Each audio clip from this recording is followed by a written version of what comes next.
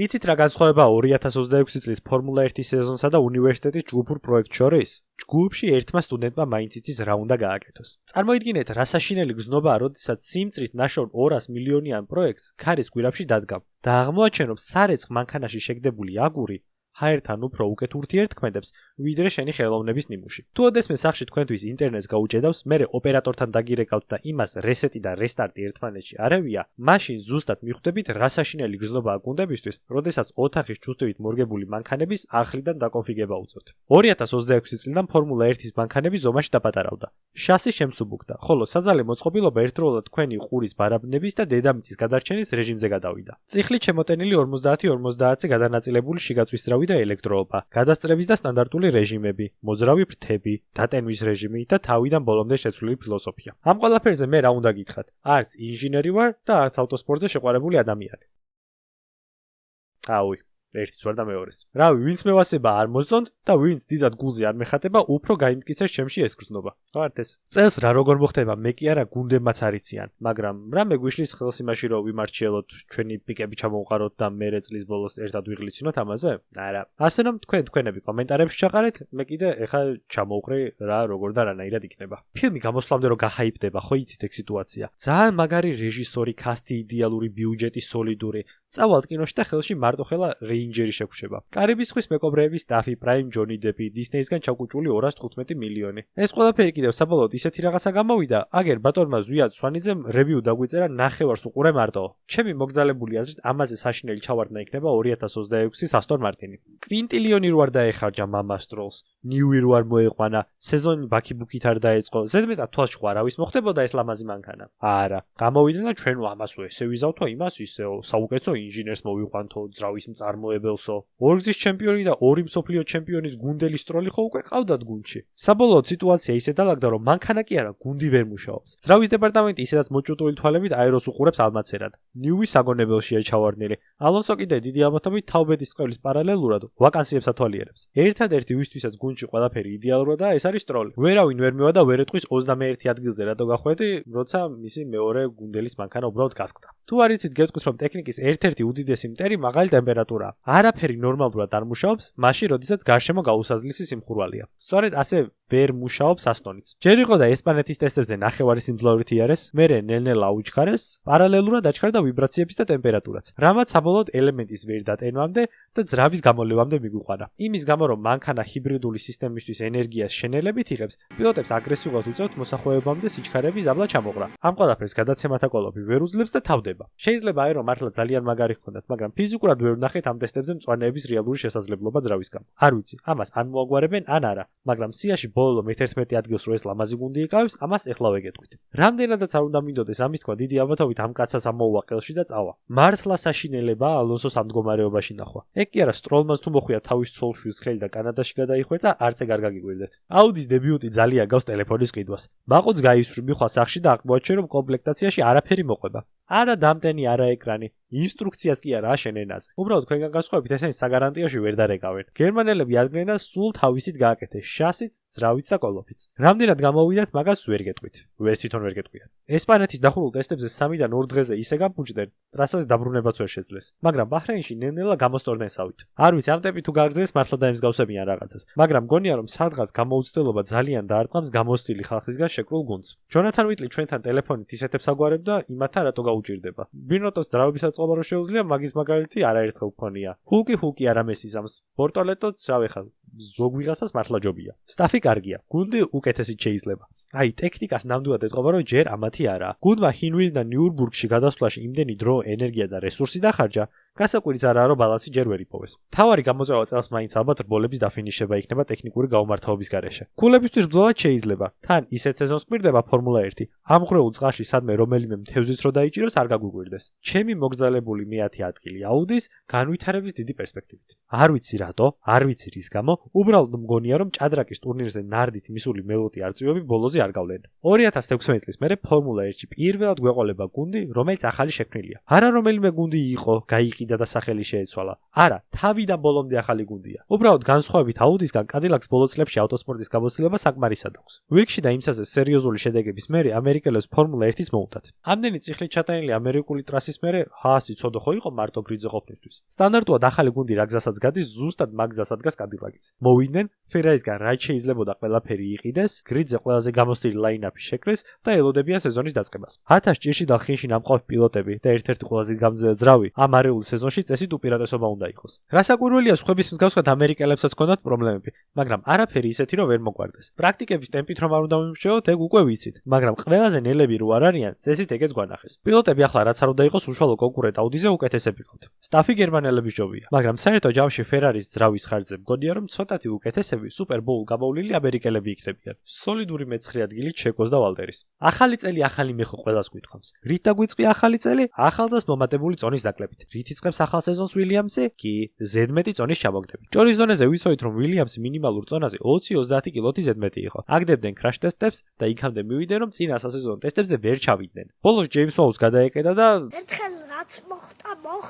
ჩვენო საერთოდ 4 კილოთი ზედმეტები ვართო და თქვენ საქმეს მიხედვითო. მერსედესის ლინკი კი კარგია, მაგრამ პრობლემის არ დანახვაც არ შეიძლება. ბოლოს დახურული ტესტები რო გამაზეს და მანქანის გადაკეთება მოუწიათ, არ დაუმთავრდათ ეგ სეზონი კარგად. ალბათ ერთ-ერთი საუკეთესო ლაინაპი კი ყავთ გრიდზე. ვაუზის არავიზე ნაკლები არაა, მაგრამ მოდი რეალობას თვალებში ჩავხედოთ. არ ეტყობა გუნდს ის, რაც 2025-ის პრესეზონზე ეტყობოდა. წინასწარ ხედავ როგორ იცით ლურჯ ეკრანის მიღმა თქვენ და წლის ბოლოს მეც. არ ვიცი. ანუ პროსტურად ახლა ვიცი, ვილიამსი მერვეზე ჩაჯდება. დაანჩენ ინგრეხები კიდე მერე გამიხსენით. Racing Bulls-ი თავის Ford-ის ძრავებით ძველ Volvo-ს ქავს. სწრაფი არ ვიცი, მაგრამ სახლამდე უეჭველი მიგიყვანს. თან სეზონის დასაწყისში ეს ძალიან კარგი ბუსტი იქნება სხვებისგან განსხვავებით. სტანდარტულად Red Bulls თავისი პრობლემები ექნება, ამათთვის ვერ მოიცდის, ესენი კიდე დაფრეილებულ ნაწილებს თეთრად შეღებავენ და თავის მანქანაზე დააყენებენ. პილოტების ახლა რო გითხრათ ციდან ვარსკვლავებს წყვეტენ თქო? არა, არავის ნაკლებები არ იქნებიან. ჩემი ჭილა Liam Lawson-ი თავის მეორე სრულ სეზონს დაიწყებს Formula 1-ში. ამ ადამიანის საბოლოო უნარებში თუ ეჭვი გეპარებათ, ისტორიას გადახედეთ. რამდენად რთულია Max Verstappen-ის გუნდელობიდან კარიერის გადარჩენა. მეორე მხარეს კიდევ Lando Norris-ზე დამუქრებული არვიდ ლიმბლადია. საკმაოდ დამაიმედებელი ბიჭი უკონტროლო სიფრაზით. რაღაც ეჭვი მალაპარაკებს რომ Liam Lawson-ს ვერ აჯობებს. და სეზონის შუაში თუ არა ბოლოში ვინმე უფრო საინტერესო ახალგაზრდით ჩანაცვლდება. გუნდიდან სტანდარტულად არაფერს არ ველოდებით. თუ რომელიმე პილოტი კარგი იქნება, ხოლო ზევით ისაკი ვერაფერს გააკეთებს, სტანდარტულ ჩანაცვლებას ვიხილავთ.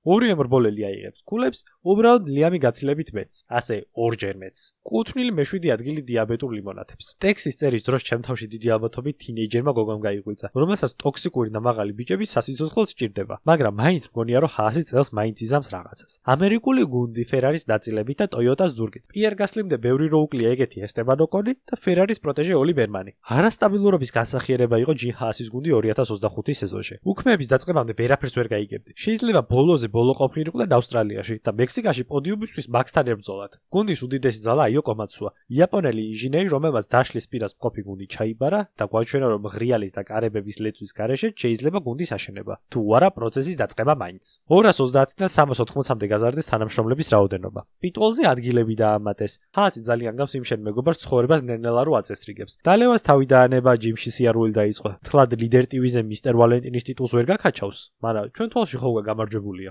თან გამოსილებაც უკვე დააგროვეს. Ferrari დღემდე ვერ მუშაობს თავის ძრავებთან ნორმალურად, მაგრამ 10 წელი საკმარისად დიდი დროა ფილოსოფიის გასაგებად. შიდა გუნდური დაპირისპირება ძალიან საინტერესოა. პირობას გაძლევთ რომ თუ ჰაასი კონკურენტუნარიანი იქნება, ივლისის ბოლომდე ოლი ბერმას ესტებან ოკონი მინიმუმ 2-ჯერ იქნება დაჯახებული. მართლა მგონია რომ ხშირად ვიტყვით ჰაასი რომ დარჩენილებიდან საუკეთესო იყვნენ დღეს. წელში გამართული მე-6 ადგილი ჯინის ბიჭებს. საკმაოდ უცნაური სიტუაცია ფრანგებში. ლოგიკურად საქართველოს გუნდის წოდების დაკარგვასთან ერთად წნეხი ხომ უნდა მოხსნოდა ალბეს. პირიქით მოხდა. ხო არავინ არაფერს ეუბნებოდა რენოს რავი რო პეთქდებოდა. ფლავიო ადგა და ახლაო ჩვენო სერიოზული ძალა უნდა ვიყოთო. როგორ შეიძლება ბრიატორესი არ იწამო? ძალიან ჩვეულებრივად. ალპინი რამეში თუ კარგია ისტორიულად, ეს არის შასის დეველოპმენტი. იმ სეზონებში, როდესაც მანქანა საშინელი იყო, ზუსტად ვიცოდით რომ ძრავის პრობლემა იყო. კორპუსი და აერო ამ გუნდს სუდი თითქმის არასდროს ქონია. რენოს რავი, რომელიც ბაგეტის ყუებზე და ხახვის სუბზე მუშაობდა, მერსედესის რაღაც გაგებით არალეგალური ძრავით ჩანაცვლა. გუნდის თავარი ვარსკვლავთ ვიჭვენა პიერ გასლია. რომელიც ზუსტად ვიცით რომ თავის თავს გადაახდება. სადღაც გაახსენდება რომ ფორმულა 1-ის პილოტია და ისე ჩოუს დაგვიდგამს ყველაფერს დაგვავიწყებს. მეორე მხარეს კიდევ ფრანკო კოლაპინტოა. არგენტინელი პირველ სრულ სეზონს დაიწყებს ფორმულა 1-ში და თუ სეზონის დასაწყისში ქულებს მალევე არაკრებს, დიდი ალბათობით ბოლოსაც. რამდენიც არ უნდა ვიძახოთ რომ სწრაფია, უმოტივაციო გასვლის კვალიფიკაციებს უგებს, წიწილებს და ქულებს სეზონის ბოლოს ითვლიან, მაგრამ რა უნდა დათვალო, ქულა არაა აღებული. გუნდის ლიდერი კიდევ ფლავიო ბრიატორია, რომელიც საერთოდ ყველანაირ სკანდალშია გახვეული. თუ პირველად ამ კაცის შესახებ Drive to Survive-ის მერვე სეზონიდან გაიგეთ, რაც მათ ნახეთ 10-20-ზე გაამრავლეთ და კიდე ცოტა ბოღმა დაუმატეთ. უგულო, უსულო, უნამუსო. ამ სეზონში სადმე კოლაპინტო ძალით კიდევს თუ ჩაახუდეს და გასლიმ რბოლა მოიგო, არ გაგიკვირდეთ. მაგრამ გონია რომ გაცემულ ავანსებს ეს ყველაზე საშუალო გუნდი ყველაზე საშუალოდ შეასრულებს და მათთვის ნასტოპ მეხუთე ადგილს დაიკავებს. უბრალოდ მინდოდა რომ ესენი მეოთხეზე ჩამესვა. გვინახავს პაპაების აწყობილი როკეტჩიპი, დეველოპმენტის ხარჯზე აჩქარებული მანქანა, გაურკვეველი, მაგრამ მაინც მუშა წესები, პროჭი ზაკ ბრაუნი და საბოლოოდ მოგებული ორივე ჩემპიონატი. უბრალოდ ამ ყველაფრის მერე დიდი სიჩუმეა. თითქმის 20 წლიანი პაუზის მერე პირველად ნახეთ კონკურენტუნარიანი მაკლარენი გრაუნდ ეფექტის ბოლოს. ოღონდ ამ ყველაფერს წინ დიდი თრეშ-თოლკი, ზაკ ბრაუნის გველური წამოძახებები და სტელას თავდაჯერებული სახე უძღოდა. კი ვიცით რომ ტესტებზე ყველას აქებს და ამბობენ რომ ისინი უფრო სწრაფები არიან, მაგრამ მგონია რომ თლად იქ არ არიან მაკები, სადაც უნდათ რომ იყვნენ. ჩაგდებული რეგლამენტის სტარტიდან დომინანტურ ბოლიც ჰაერზე ვერ ააწყობ. პაპაებმა უდიდესი ენერგია, რესურსები და ფინანსები გაიყეს, რომ 2022-ის საზღვარი მანქანიდან აქამდე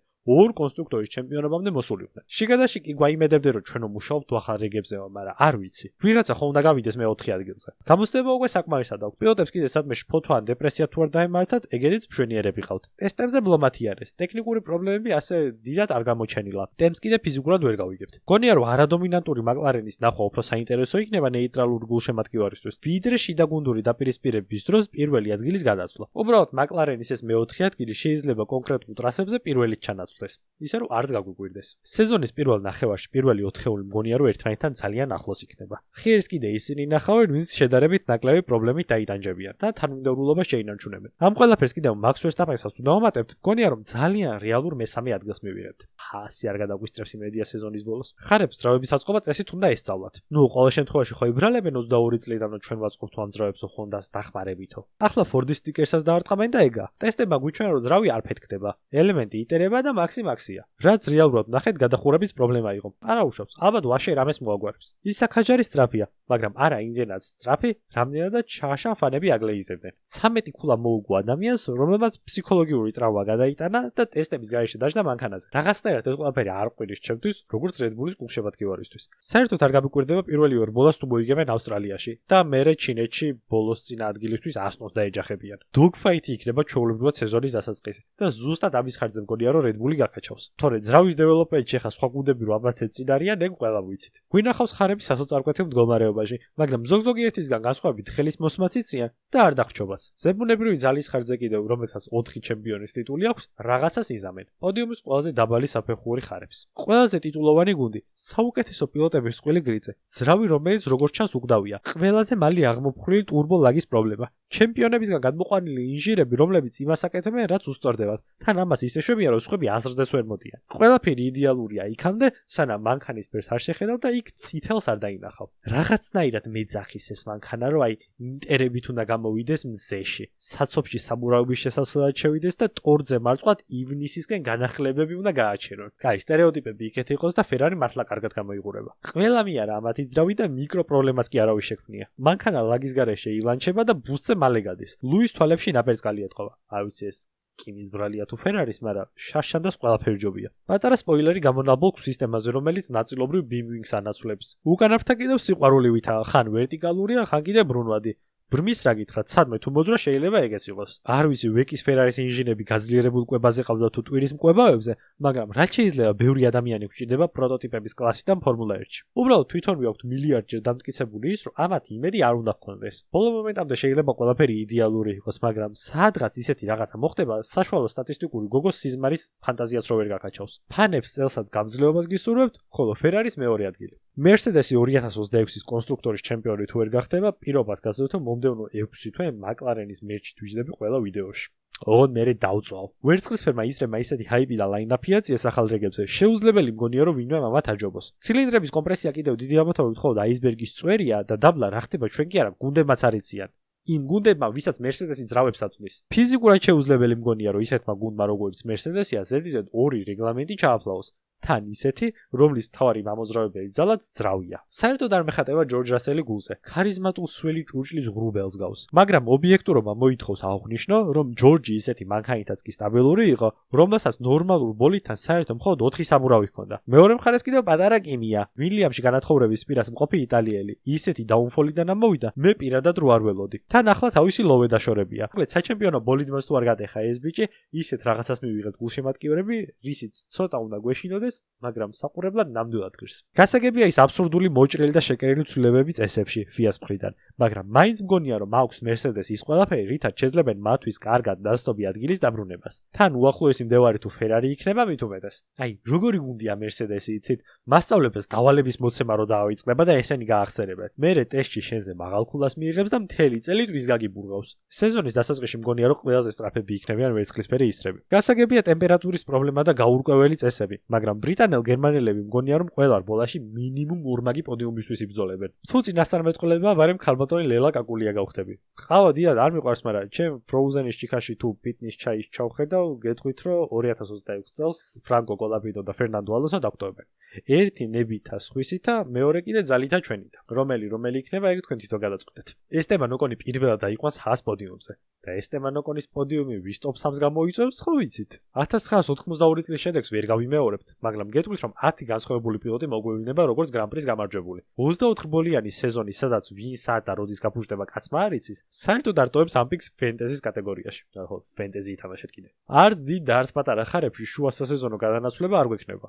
აი, წლის ბოლოს რა გითხრათ? ვიღაცა ალბათ გაისვიფება. თუ იმ ფაქტს გავითვალისწინებთ, რომ პილოტები რაღაც დონეზე ჩვეულებრივი ელექტროინჟინერები და IT-შნიკები გახდნენ, რატო არ შეიძლება მჭხიბავ ნათელმხილველობა შევითავსო? შევამეხმიანებთ ვინმეს რამის გამოლოცვა თუ დაგჭირდებათ, მოვალ რაღაცებს ვიმაიმონებ, გაკოცებ ჩუბზე და წავალ. აბა, ჰეთ, აბა, ხოთ.